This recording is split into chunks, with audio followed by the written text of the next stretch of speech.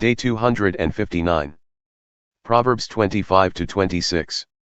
These are additional Proverbs of Solomon, which were copied by the men of Hezekiah king of Judah. It is the glory of God to conceal a matter and the glory of kings to search it out. As the heavens are high and the earth is deep, so the hearts of kings cannot be searched. Remove the dross from the silver, and a vessel for a silversmith will come forth. Remove the wicked from the king's presence, and his throne will be established in righteousness. Do not exalt yourself in the presence of the king, and do not stand in the place of great men, for it is better that he says to you, "Come up here," than that you should be demoted in the presence of the prince. Even what you have seen with your own eyes, do not bring hastily to court.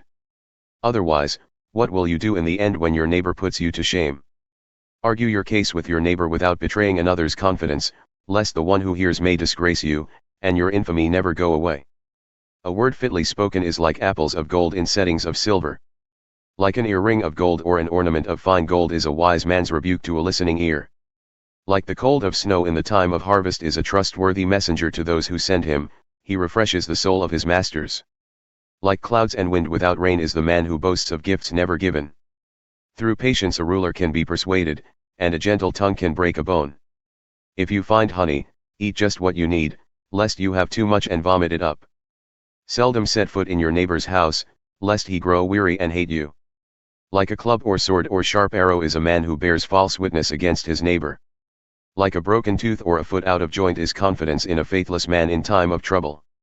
Like one who removes a garment on a cold day or vinegar poured on a wound is one who sings songs to a heavy heart. If your enemy is hungry, give him food to eat, and if he is thirsty, give him water to drink.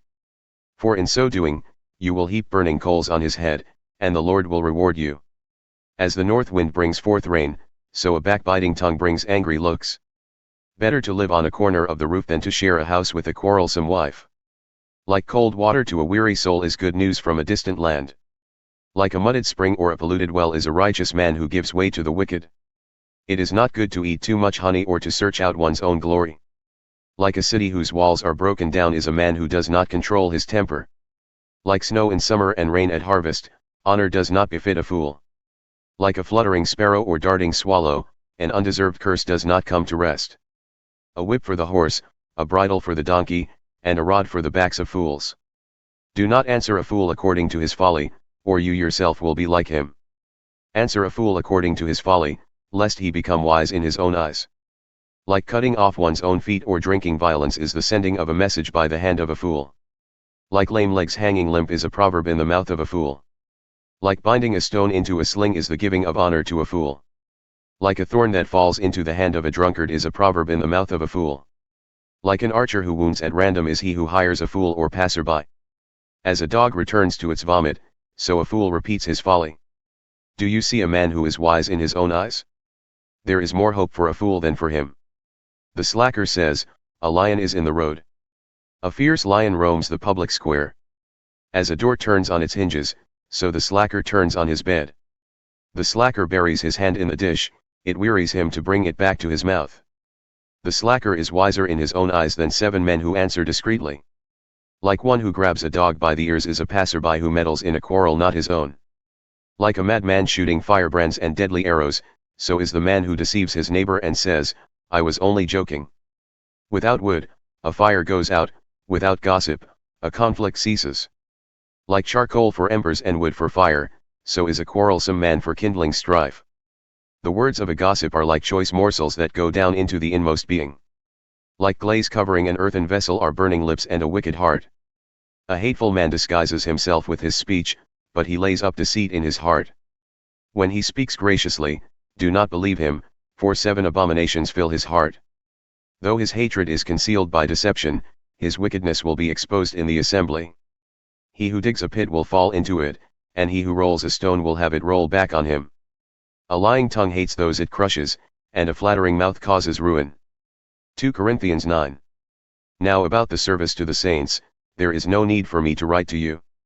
For I know your eagerness to help, and I have been boasting to the Macedonians that since last year you in Achaia were prepared to give. And your zeal has stirred most of them to do likewise. But I am sending the brothers in order that our boasting about you in this matter should not prove empty, but that you will be prepared, just as I said.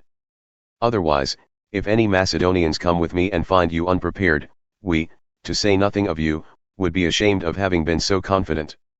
So I thought it necessary to urge the brothers to visit you beforehand and make arrangements for the bountiful gift you had promised. This way, your gift will be prepared generously and not begrudgingly. Remember this: whoever sows sparingly will also reap sparingly, and whoever sows generously will also reap generously. Each one should give what he has decided in his heart to give, not out of regret or compulsion. For God loves a cheerful giver. And God is able to make all grace abound to you, so that in all things, at all times, having all that you need, you will abound in every good work. As it is written, He has scattered abroad His gifts to the poor, His righteousness endures forever.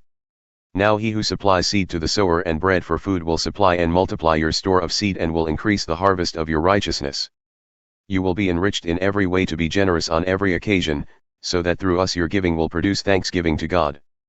For this ministry of service is not only supplying the needs of the saints, but is also overflowing in many expressions of thanksgiving to God.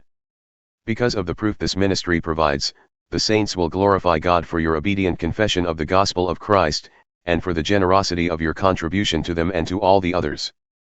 And their prayers for you will express their affection for you, because of the surpassing grace God has given you. Thanks be to God for His indescribable gift.